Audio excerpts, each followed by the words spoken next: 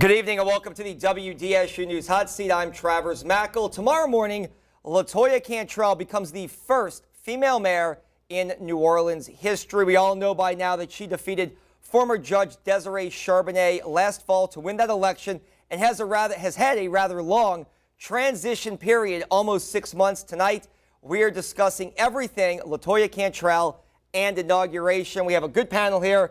Former New Orleans deputy mayor under Mitch Landrieu, Ryan Birney, who now has Birney Consulting, and somebody who really needs no introduction to our viewers, Dr. Ed Chervenak from the University of New Orleans, political science professor there. Thank you all both for being here. Thank you. Thanks for having us. Dr. Chervenak, let's just start with you. How big of a day is this tomorrow as we do the inauguration for New Orleans' first female mayor? This is an historic day for New Orleans. We're celebrating our tricentennial, and part of that is going to be inaugurating the first female who has been elected mayor in the city. So this is a big deal in that sense.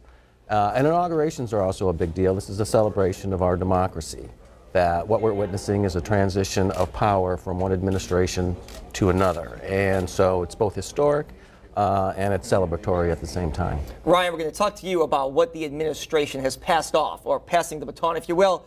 You've been a student of politics for a long time, and you worked for Mitch Landrieu for a long time. How big of a day is this? I mean, is this a day that people thought couldn't happen in the city of New Orleans, electing a female mayor? Well, I think electing a female mayor, and also really the first kind of outsider, someone who wasn't born from New Orleans. Right, she's from California. From California. And I think, look, she had a mandate, went in with 60% of the vote, won both black and white voters, all parts of the city. And so I think it's a really important day for her to kind of hit the reset button out of the transition, and it'll all become hers tomorrow after swearing in. Let's talk to you about this. You worked for Mitch for a long time. Most people know inside politics you were probably his top guy for the last couple of years as a deputy mayor. Is the administration that's taking over a well-oiled machine? What kind of shape did the Landrieu administration leave for LaToya Cantrell? Well, look, obviously the government that we inherited in 2010 was something where the recovery was stalled, the budget was basically bankrupt, the city was bankrupt for all intents and purposes. Things didn't work really well. Today, surpluses, highest credit rating in the city's history, which is not a sexy thing per se, but it helps with, it's important. It's a very important thing for the city's finances. The government just works a lot better, a lot more transparency, openness, accountability. Clearly, challenges still with crime and the Sewage and Water Board, but there's been marked progress in those things as well, and so she'll definitely be inheriting a much stronger mayor's office and city government as a whole. Is she ready for this, Ed? Obviously, we've all talked about things that have taken place during the transition. They did some unusual moves.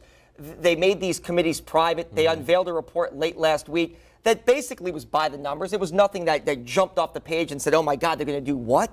But is LaToya Cantrell ready for something like this? Well, we'll find out because, there's probably going to be some unanticipated emergencies that will arise, and whether she can, meet those challenges or not is yet to be seen. Certainly she has legislative experience, she said, on the city council representing District B, so she knows the ins and outs of local government. Whether she understands the entire executive branch is another question, and so that's why she needs to hire good people around her.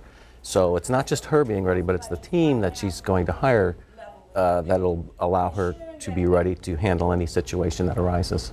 Yeah, no, and on that point, I mean, I think she's hired some good people. So John Pouchot and Leanna Elliott both have been working in the city and in the council. She's elevated some chief deputies as deputy CAOs, which are Chad Dyer and Ramsey Green, who was at the Recovery School District.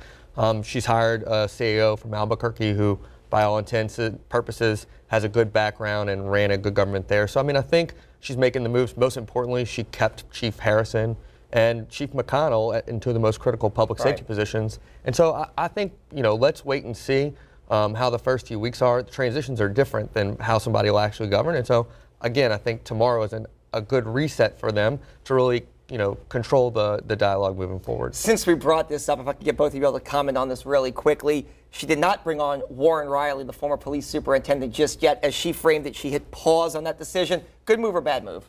Good move to hit the pause button for sure. I think whether it's Derek Shepherd or Warren Riley, obviously she got a lot of flack for even entertaining those notions, but to her credit, she hasn't hired them. How do you feel about that, Ed? I think she did the right thing by hitting the pause button. That appointment was going to stir up a lot of controversy. You know, I don't think we need to be reminded of what had taken place under the Nagin administration, and I think Warren Riley would have done that, and so I think it was wise for her to reconsider.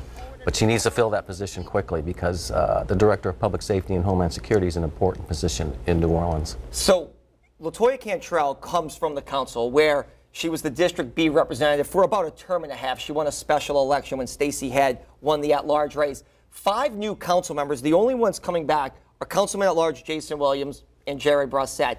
The other 5, some have experience, like Kristen Palmer, Helena Moreno at the state level. But will LaToya Cantrell have to work with them? We'll start with you, Ryan, and then go with you, Ed. Does she have to work with the council and not have a rocky relationship with them to get things done for the betterment of New Orleans? Absolutely. I mean, one of the key things that'll frame her first term is how she works with this council. We were proud to have a very good relationship with our council while we were there. I think she's got good relationships. Obviously, she and Jay Banks are very close. She's worked closely with Helena Moreno and Jason Williams while she was on the council. She's worked well with Jerry Brossette. So she's got a good base of support. Cindy Nguyen has a background in civic activism and engagement in New Orleans East, and so I think they have a lot in common, and so I think she'll be able to put together a coalition, and if she's not, obviously she's not going to be able to be successful as mayor. Absolutely, she needs to have the cooperation of the city council. She can't do anything without the city council. I mean, this is a system of separate but equal branches. But at the same time, she's going to adopt a new perspective. She's going to take a much more global perspective citywide, whereas council members will be concentrated on their districts. And so it'll be interesting to see if her perspective changes in terms of what needs to be done and how that relates to what the priorities of the council is. You mentioned real quickly about retaining Chief Michael Harrison, and both of you all applauded that move as a good move. The city is still under a federal consent decree. There's been a lot of chatter there, and you all hear it, and you heard it especially on your last couple of days in the Landrieu administration. Is that a permanent move or a temporary move to get through the consent decree? What do you think Michael Harrison's future is here, given the fact that a lot of chatter is, hey, when the consent decree is over, there's a chance she could look elsewhere? Is this him proving himself while he's on the job right now? Sure, and look, she's the mayor. She can choose who she wants. I think it's important that she did choose to keep Michael Harrison because he has turned around the morale inside the police department and the public perception of the police department from outside. The federal judge has a lot of confidence in Chief Harrison's ability to continue to reform and improve the police community relations. And, you know, he has shown over the last couple of years he's been able to bring the violent crime rate down, the murder rate down. So I think those things are enough to keep him on the job. No, I think it was critical that he stayed on the job, particularly with the consent decree. They need to get that finished, and they're actually getting good reviews on complying with the consent decree, and he's getting good reviews and getting the department to comply with it. So I think it was critical that he was there. It does provide continuity. Now, I think whether crime goes down will be the determinant of whether she decides to do a national search for a police chief or not. But he seems to be in good position right now. Ed, we're going to start this one off with you right here. It's the most controversial thing dealing with LaToya Cantrell. It's the credit card issue at City Hall, the state investigation by Jeff Landry. Big news broke late last week where Jeff Landry issued a statement kind of out of the blue saying this investigation is not over and it'll continue until the legislative auditor is done. We all know the legislative auditor, whether it's right or wrong, kind of moves at a snail's pace here. That could take weeks, if not months. LaToya Cantrell's camp, and she has a very good criminal defense attorney leading the charge here, Billy Gibbons, who is very well respected. He said, hey, look, we were told as early as this morning that she was going to be cleared here. It seems like this is shaping up to be a pretty big political battle. Is it unfortunate this is going on right now as we're getting into the inauguration? You would hope that this would have been resolved by the time she went to be inaugurated, but obviously this is a political issue. It was a political issue in the campaign when the Charbonnet campaign dropped it into the campaign, and then someone anonymously complained to the district attorney, who then moved it up to the Attorney General's office. And Jeff Landry's not above playing politics. Certainly as a staunch Republican, I don't think he'd have any problem watching a Democratic mayor from New Orleans twist in the wind on something like this.